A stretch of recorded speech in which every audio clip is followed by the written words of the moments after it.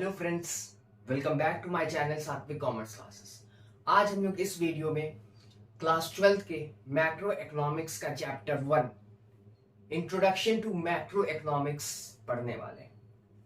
So let's start. बच्चों, हम लोग स्टार्ट करने से पहले हम लोग पहले स्ट्रैटेजी जान लेते कि कैसे हम लोग इकोनॉमिक्स का जो 12th चैप्टर्स है उसको कैसे कवर करें।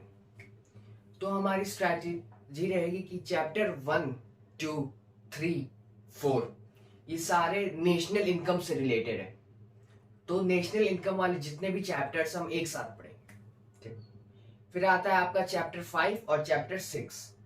चैप्टर 5, 6 मनी और बैंकिंग है, तो मनी और बैंकिंग एक साथ पढ़ेंगे हम। फिर 7, 8, 9 आपका demand supply, aggregate demand supply ये वाला आता है, तो उसे एक साथ पढ़ेंगे। और बचता है आपका 10, 11, 12 जो कि फॉरेन एक्सचेंज है, बैलेंस ऑफ पेमेंट है और आपका गवर्नमेंट बजट है। इसको हम लोग एक साथ पढ़ेंगे। यानी कि हम लोग अपनी मैक्रो इकोनॉमिक्स की बुक को टोटल 4 पार्ट्स में डिवाइड करके स्टडी करेंगे। कितने पार्ट्स में? 4 पार्ट्स में। ऐसे क्या होगा बच्चों, क्योंकि इस बार आपके जो इकोनॉमिक्स में जितने भी चैप्टर्स है वो कुछ कुछ चैप्टर्स आपस में रिलेटेड है। अगर आप चैप्टर पहले 1 कर लिए, फिर चैप्टर 5 किए, फिर 2 किए, फिर 7 किए, ऐसे करेंगे तो आपको कुछ भी नहीं समझ में आएगा। तो हम लोग यही स्ट्रैटेजी फॉलो करेंगे। पहले 1 to 4 पढ़ लेंगे, फिर 5 और 6 एक साथ पढ़ेंगे, फिर 7, 8, 9 एक साथ पढ़ेंगे और बचा हुआ एक साथ पढ़ेंगे। सो लेट्स स्टार्ट। तो बच्चों पहले देख लेते हैं कि आज हम लोग इस वीडियो में क्या पढ़ने वाले हैं। आज हम लोग बच्चों इस वीडियो में पढ़ने वाले हैं difference between micro economics and macro economics. ठीक, what is micro economics and micro economics, उनका डिफरेंस। ठीक, स्कोप ऑफ मैक्रो इकोनॉमिक्स या फिर सब्जेक्ट मैटर। और हम लोग हमारा जो आखिरी टॉपिक रहेगा वो है इंपॉर्टेंस ऑफ मैक्रो इकोनॉमिक्स। ठीक है, तो चलिए स्टार्ट करते हैं।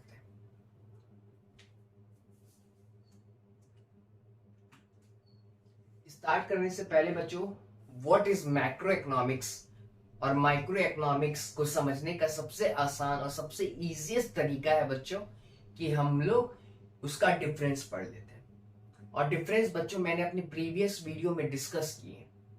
अगर आपने नहीं देखी है तो उसको प्लीज देख लीजिए, और आपको ये वीडियो मेरे इकोनॉमिक्स के प्लेलिस्ट में भी मिल जाएगी। तो हम आज से अब अगला टॉपिक स्टार्ट करते हैं, जो कि है हमारा स्कोप यानी कि subject matter of economics.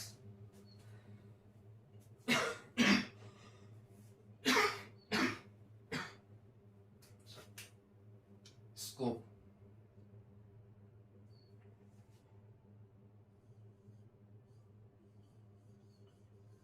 Scope या फिर बहुत लोग इसको सब्जेक्ट मैटर भी कहते हैं।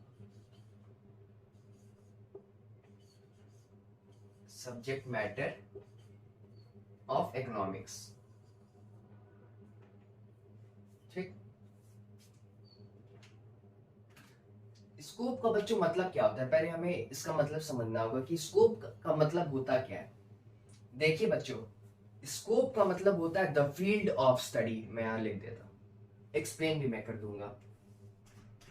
ठीक, स्कोप SCOPE, स्कोप का मतलब होता है बच्चों द फील्ड ऑफ स्टडी। ये होता है बच्चों आपका स्कोप का मतलब, द फील्ड ऑफ स्टडी। अच्छा, अब इसका मतलब क्या होता है द फील्ड ऑफ स्टडी? मतलब होता है द फील्ड ऑफ स्टडी यानी कि किसी भी फील्ड का स्टडी करना ही आपका स्कोप होता है। अब एग्जांपल, हम लोग आज क्या पढ़ रहे हैं? Subject economics. कौन सा? Macro economics. ठीक है, तो फील्ड आपका मैक्रो इकोनॉमिक्स हो जाएगा और उसकी स्टडी को स्कोप कहते हैं। यानी कि मैक्रो इकोनॉमिक्स की स्टडी को क्या कहेंगे? स्कोप कहेंगे। ठीक है, तो चलिए पॉइंट्स इसका देखते हैं क्या क्या स्कोप होते हैं। मतलब इसका सीधे शब्दों में बच्चों मतलब समझिए यही होगा कि आप क्लास 12th में जितने भी चैप्टर्स पढ़ने वाले हैं ये मैक्रो इकोनॉमिक्स का स्कोप है। तो आपको कुछ भी नहीं करना है, जितने भी आपके क्लास 12th के मैक्रो इकोनॉमिक्स के चैप्टर उसके बस आपको नाम लिखने हैं। आइए देखते हैं। पहला हो गया आपका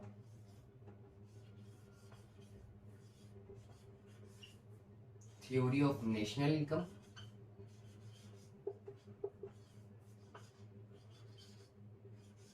ठीक, ये चैप्टर आपकी बुक में है और हमने यहीं से स्टार्ट किया। सेकेंड पॉइंट हो गया आपका, सेकेंड चैप्टर भैया कौन सा होगा आपका, बताइए।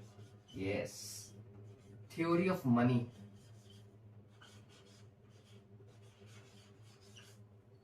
मनी के बारे में भी पढ़ेंगे हम लोग, चैप्टर 5 में आएगा।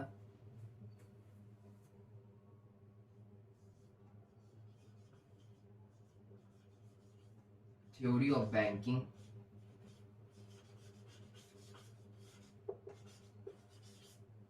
बैंकिंग के बारे में बच्चों पढ़ेंगे, ये भी आपका एक चैप्टर है। फिर जितने भी बच्चों आपके चैप्टर्स के नाम है बस वही आपको देखना और कुछ नहीं।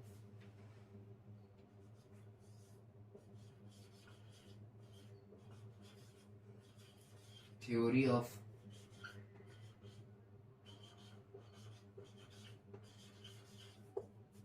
Aggregate demand. एग्रीगेट डिमांड के बारे में पढ़ेंगे बच्चों आप।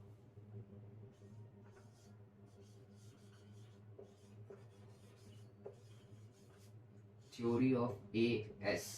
एएस बच्चों मतलब शॉर्ट में मैंने लिख दिया है एग्रीगेट सप्लाई। 5 पॉइंट हो गए, एक पॉइंट और ले लीजिए।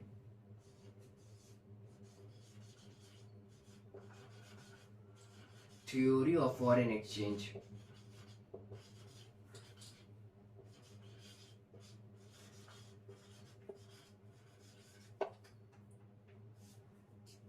ये सारे बच्चों आपके चैप्टर का नाम है, देख लीजिए।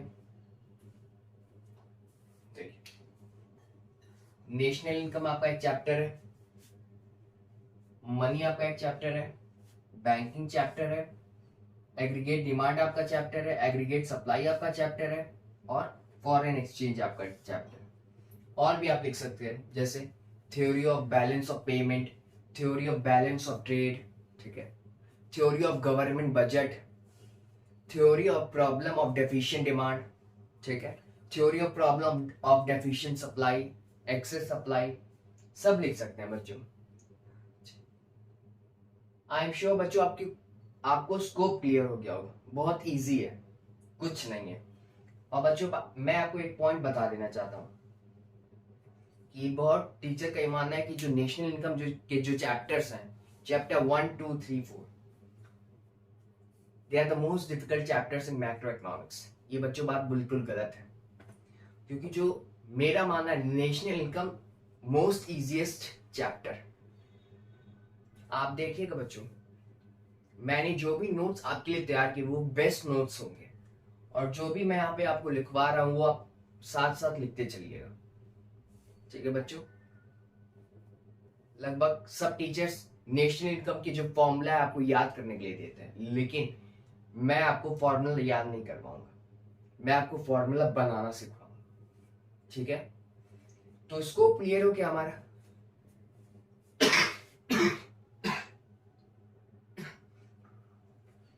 अब हमारा अगला आता है importance. What is the importance of macro economics.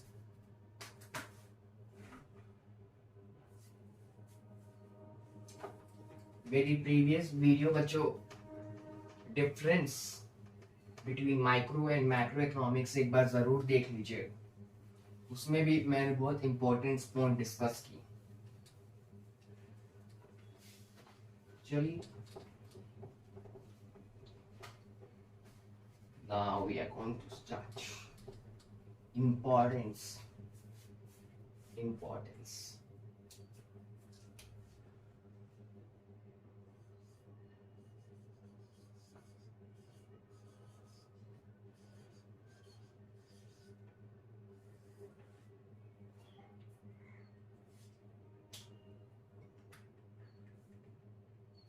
अब हम पढ़ने वाले हैं कि मैक्रो इकोनॉमिक्स का इंपॉर्टेंस क्या है।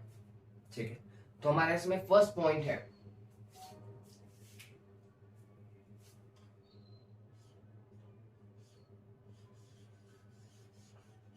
हेल्पफुल इन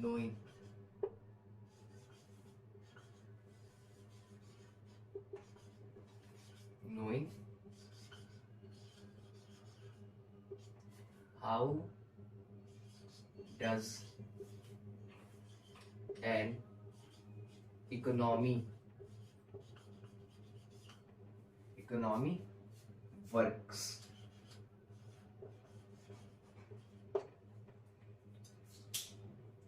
ये हमारा बच्चों फर्स्ट पॉइंट है, helpful in knowing how does an economy work. How does an economy work. अब हमारा बच्चों फर्स्ट पॉइंट है इंपॉर्टेंस में। मैक्रो इकोनॉमिक्स इसलिए इंपॉर्टेंट है बच्चों क्योंकि हमको पढ़ने के बाद इससे ये पता चलेगा हमारी जो इकोनॉमी है, हमारी जो कंट्री है इंडिया, वो कैसे वर्क करती है। Work in the sense related to demand supply. Demand supply का क्या रिलेशन बैठता है, कैसे जो गवर्नमेंट नए नए स्कीम्स लाती है उसका जो पैसा कहाँ से वो अरेंज करती है, हमारे कंट्री में कैसे इनकम जनरेट होता है, कैसे एम्प्लॉयमेंट जनरेट होता है। ठीक है बच्चों, तो ये सारी चीजें हम लोग मैक्रो इकोनॉमिक्स में पढ़ेंगे। तो हमारा सबसे फर्स्ट पॉइंट है what is the importance of macro economics. हमारा इसमें फर्स्ट पॉइंट है helpful in knowing how does an economy work. Macro economics को पढ़ने के बाद हम ये बता सकते हैं कि कैसे हमारी इकोनॉमी इंडिया वर्क करती है, कैसे वो रन करती है। सेकेंड पॉइंट है बच्चों इसमें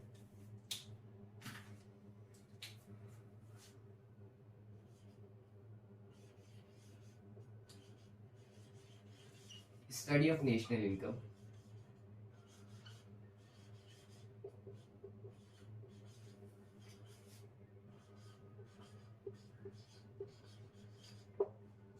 देखिए स्टडी ऑफ मैक्रो इकोनॉमिक्स को पढ़ने के बाद हम लोग ये पता लगा सकते हैं कि हमारी जो इकोनॉमी इंडिया उसकी इनकम क्या है। आपने ध्यान से सुना मैंने क्या कहा, मैं सिंगल आदमी की इनकम के बारे में नहीं बात कर रहा, मैं इंडिया की इनकम के बारे में बात कर रहा हूं। I am talking about the countries income, not an individual income. जो इंडिविजुअल इनकम होता है वो सिर्फ इनकम होता है, और जो इकोनॉमी यानी कि इंडिया का जो इनकम होता है वो नेशनल इनकम होता है। ठीक है,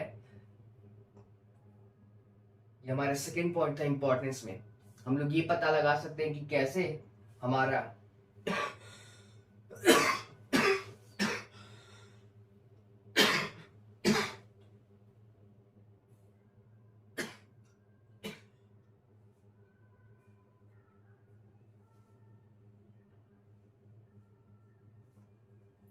हमारा सेकेंड पॉइंट है बच्चों कि कैसे नेशनल इनकम, कैसे हमारी इंडिया जो इकोनॉमी है उसका इनकम कैसे आता है, that is nation.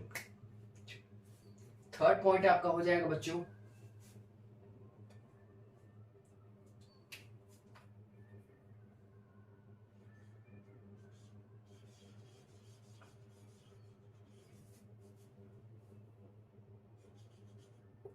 helpful in knowing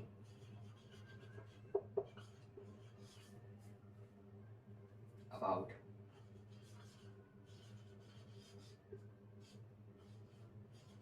balance of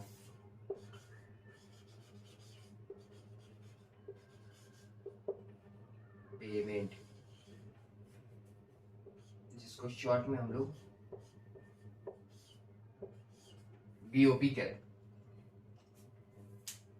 macro economics को पढ़ने के बाद हम लोग ये बता सकते हैं कि कैसे एक बीओपी वर्क करता है, यानी कि balance of payment. Balance of payment बच्चों आपका आखिरी चैप्टर रहेगा मैक्रो इकोनॉमिक्स में। बैलेंस ऑफ पेमेंट क्या होता है और ये कैसे वर्क करता है हम लोग ये जानेंगे, ठीक है। और हमारा जो लास्ट पॉइंट है, और ये जो लास्ट पॉइंट है बच्चों, ये मोस्ट इंपॉर्टेंट पॉइंट है।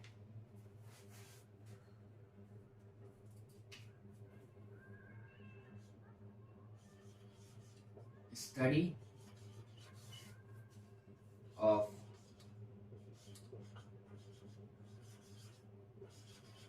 ट्रेड साइकिल, जिसका दूसरा नाम है बच्चों इकोनॉमिक साइकिल, और इसका एक और नाम है बिजनेस साइकिल।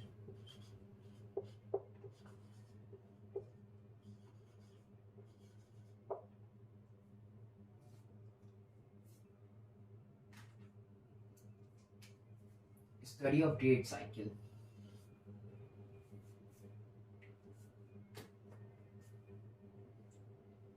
एक बार बच्चों आप इसका स्क्रीनशॉट ले लीजिए।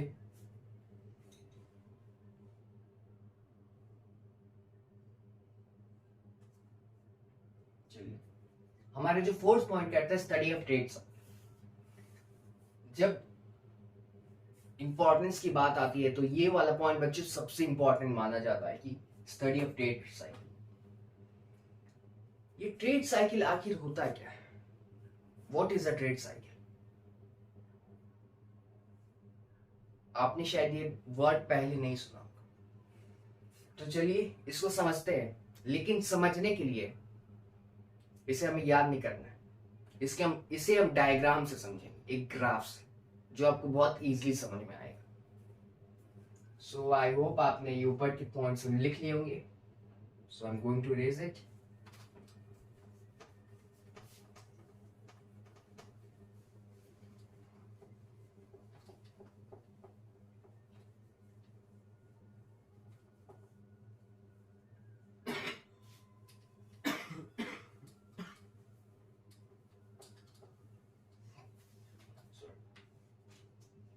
ट्रेड साइकिल, चलिए एक डायग्राम बनाते हैं।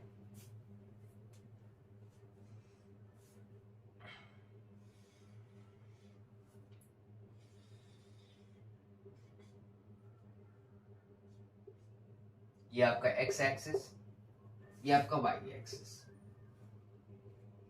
पॉइंट है आपका 0, ठीक है बच्चों। फिर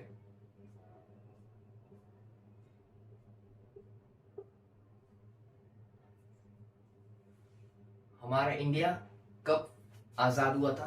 1947। तो हमारा वाई एक्सिस की शुरुआत 0 के बाद डायरेक्ट 1947, ठीक। और प्रेजेंट ईयर की कौन सा चल रहा है बच्चों? 2023। हमारा लास्ट डेट 2023 रख लेते हैं। अब एक बात बताइए बच्चों कि कोई भी इकोनॉमी, कोई भी नहीं, हम इंडिया की बात करते हैं, हमारी जो इकोनॉमी इंडिया है वो 1947 से लेके अब तक 2023 तक, यहां से देख लेते हैं,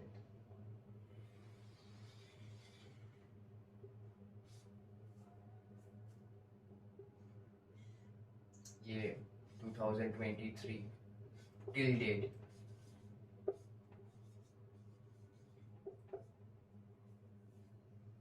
नाइनटीन 47 से लेके बच्चों 2023 के बीच में ये जो डिफरेंस है, इसके बीच में क्या ऐसा हुआ होगा कि कंट्री ने सिर्फ सब कुछ अच्छा फेस किया होगा, यानी कि सब कुछ अच्छा चल रहा होगा, महंगाई ज्यादा नहीं होगी, सब कुछ बैलेंस्ड वे में चल रहा होगा, या फिर हो सकता है कि इन्फ्लेशन आया हो, सब सामान महंगा हुआ, या फिर हो सकता है सब कम सामान सस्ता हुआ, या फिर हो सकता है बिजनेस वर्ल्ड में मंदी आ गई हो, यानी कि रिसेशन हो सकता है, कुछ भी हो सकता है बच्चों।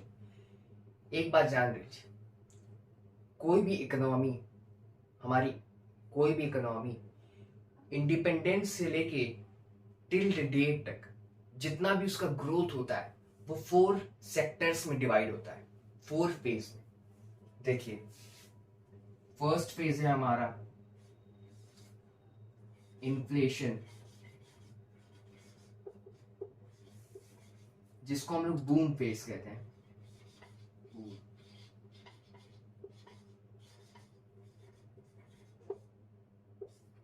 दूसरा है बच्चों रिसेशन, तीसरा है बच्चों डिप्रेशन,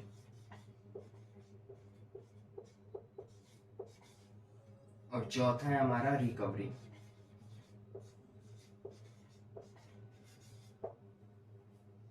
हमारी इंडिया, हमारी कोई भी इकोनॉमी को ग्रोथ के दौरान ये चारों फेज को फेस करना पड़ता है। ऐसा नहीं है, कोई भी इकोनॉमी ऐसी नहीं है जिसने सिर्फ इन्फ्लेशन फेस किया हो, या फिर रिसेशन सिर्फ फेस किया हो, या डिप्रेशन सिर्फ फेस किया हो, या सिर्फ रिकवरी। ऐसा नहीं होता, हर इकोनॉमी को इस चारों फेज से गुजरना पड़ता है। तो आइए डायग्राम देख लेते हैं।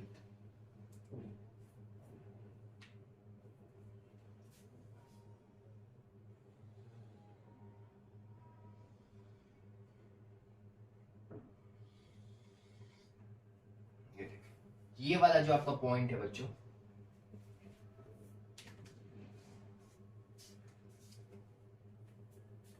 ये इन्फ्लेशन है।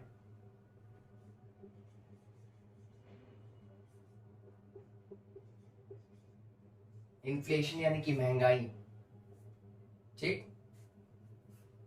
उसके बाद ये जो एरो नीचे की ओर जा रहा है, ये आपका रिसेशन है, यानी कि इकोनॉमिक स्लो डाउन, जिसको हम लोग हिंदी में मंदी कहते हैं।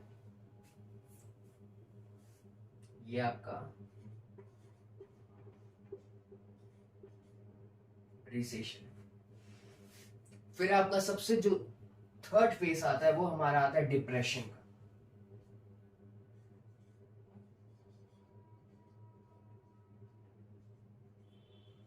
ठीक। और जो हमारा फोर्थ फेज आता है वो है रिकवरी।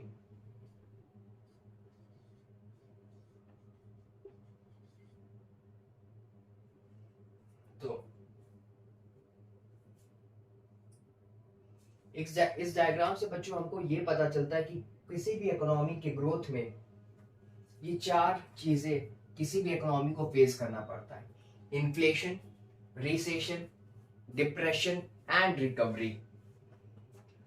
ठीक है, तो यही आपका ट्रेड साइकिल होता है। अब इसका डेफिनेशन कुछ नहीं है बच्चों।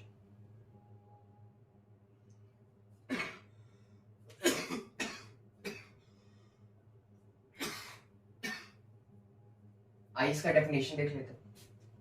अब हम लोग ग्राफ की मदद से डेफिनेशन बनाएंगे। देखिए, the difference between independence and till date, ठीक है। तो द फेजेस, द फेजेस कितने फेज होते हैं? 4 फेज होते हैं: inflation, recession, depression and recovery.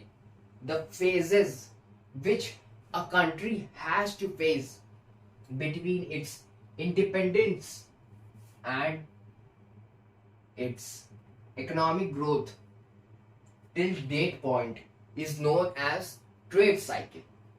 मैं आगे लिख देता हूं कुछ। क्या है? तो लिखिएगा बच्चों, बहुत इंपॉर्टेंट है ये। phases which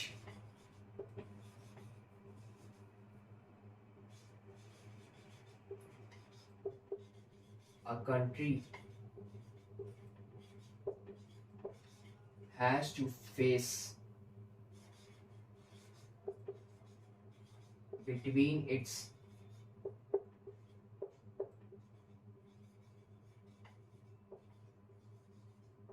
independence and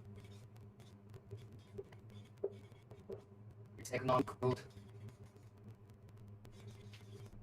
till is called trade cycle. थोड़ा सा ही बना देते हैं change. The which country has to pay between its independence and create. एक मिनट का मतलब जो है पीरियड चला यानी 223. कितने फेज होते हैं मतलब 4 फेज. कौन सा? Indication, recession, depression and recovery. ये पॉइंट्स बच्चों अच्छे से याद रखिए. 4 फेज इन्हें अच्छे से याद रखो. ये ट्रेड साइकिल. ट्रेड साइकिल को और क्या कहते हैं? Business cycle and economic. This was all about the importance. बच्चों आपको हो सकता है इतनी रेट साइकिल ना मिले.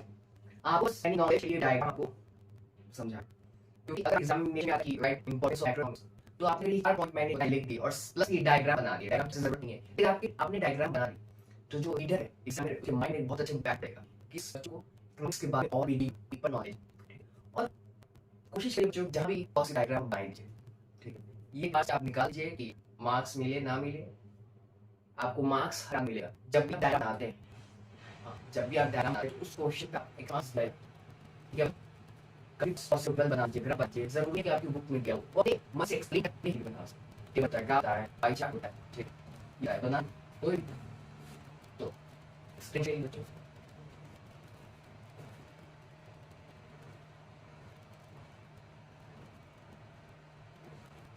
तो ये बच्चों हमारा इंपॉर्टेंस ऑफ मैक्रो. आज हमने क्या किया? आज हमने अपना चैप्टर 1 पूरा फिनिश किया. रेफरेंस में आप प्रीवियस वीडियो बता दिए वो तो देखिएगा इसमें बता हुआ है. फिर अगला हमने क्या आज इसको in the field of macro economics है, फील्ड है और उसकी स्टडी स्कोप कहते हैं. ठीक, तो इसमें जितने भी चैप्टर्स जैसे कि theory of income, theory of banking, theory of aggregate demand, theory of EI, theory of foreign exchange, theory of payment, theory of value trade, theory of foreign exchange, theory of government budget, theory of problem of x supply, theory of problem of deficient demand, ये जितने भी chapters आप सब आपको इधर explain करने की जरूरत नहीं है क्योंकि कभी पूछते हैं. बस आपको हेडिंग निकालो, पॉइंट्स आपको लिखना है. चेक जितना ज्यादा उतना अच्छा रहेगा. फिर हमने इंपॉर्टेंस क्या पढ़ लिया. फर्स्ट हमने पढ़ा helpful in how does an economy work. जब हम मैक्रो इकोनॉमिक्स पढ़ेंगे तो हम ये समझ पाएंगे कि कैसे इकोनॉमी वर्क करती है. इस तक नेशन इनकम हमारी इंडिया की नेशन इनकम क्या, इंडिया की इनकम क्या है, not income of individual. Trade cycles क्या होते हैं? बैलेंस ऑफ पेमेंट्स की बैलेंस. ठीक है, और कुछ तो है जो आज हम लोग थोड़ा सा एस्पेक्ट फोकस करें. सारा चैप्टर 1 जितने भी इकोनॉमिक्स थे सब. चलिए डिवीजन क्वेश्चन आंसर से हट फर्स्ट क्वेश्चन है. व्हाट क्वेश्चन बच्चों is the other name of micro economics. Micro economics का दूसरा नाम क्या है? तो याद रखिएगा माइक्रो इकोनॉमिक्स का दूसरा नाम है थ्योरी ऑफ प्राइस.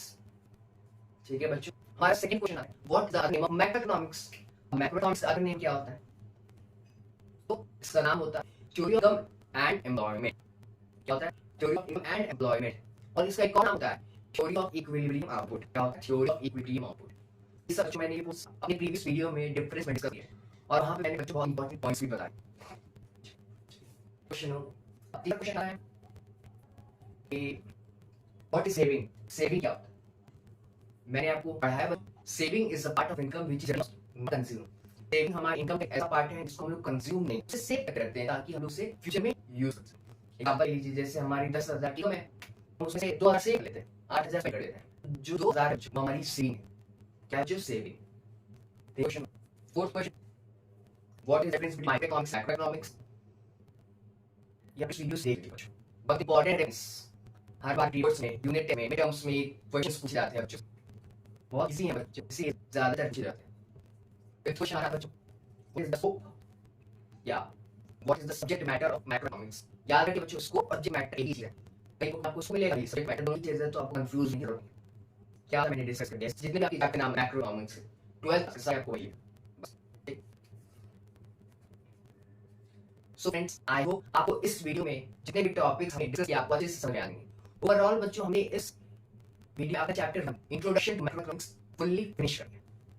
सो अगर बच्चों आप ये मेरी वीडियो अच्छा लगी तो बच्चों इसे सपोर्ट जरूर करिए. I am a new YouTuber so please support my YouTube channel. So next we will meet in next video with our second chapter. Okay, till then stay hydrated. Bye bye.